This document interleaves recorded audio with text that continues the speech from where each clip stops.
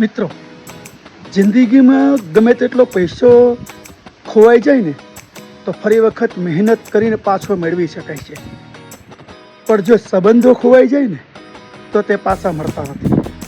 પછી તમારી પાસે ગમે એટલી સંપત્તિ હોય, ગમે એટલા પૈસા હોય, એ સંબંધ પાછો તમને મળતો નથી. આપણે અહંકારમાં, પૂછામાં સંબંધોને ખોઈ બેસીએ છીએ.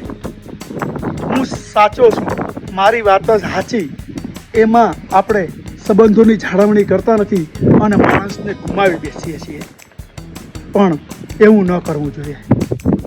કોઈ માણસ તમને ફોન કરે એટલે એવું ન સમજવાનું કે એ માણસ નવરો છે એટલે તમને યાદ કરે છે. એવું નથી. તમારા પ્રત્યે એને પ્રેમ છે એટલે એ તમને યાદ કરે છે. સંબંધો કોઈ ઇલેક્ટ્રોનિક સ્વિચ નથી કે જે તમે ધારો ત્યારે એને બંધ કરી દો અને ધારો ત્યારે ચાલુ કરો તો આવી જાય.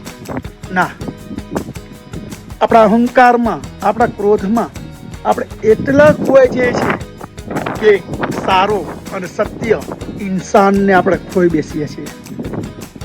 પછી આપણને સમજાય છે કે મેં જે કર્યું એ બહુ જ ખોટું કર્યું.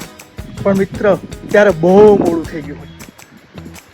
સંબંધો સાચવવા માટે ક્યારેક નમવું પડે. જે ડાળીઓ નમે છે એ જ વૃક્ષ સાથે હંમેશને માટે ટકી રહે છે. બાકી જે નમતા નથી એ લાંબો સમય ટકતા નથી. આપણે પણ ડાળીઓની જેમ સમયે સમયે નમતા શીખવું જોઈએ. જો નમતા શીખી જવું તો સંબંધો પણ સચવાઈ રહે. એટલે પૈસાની આડમાં કે મહત્ત્વમાં આપણે ક્યારેય એવું ન ભૂલી જઈએ કે આપણા સંબંધો છે પૂરા થઈ જાય, ખોવાઈ જાય. એટલે પૈસાના અહંકારમાં, સંપત્તિના અહંકારમાં તમારા સંબંધો ન ખોવાઈ જાય ને એનું ધ્યાન રાખજો.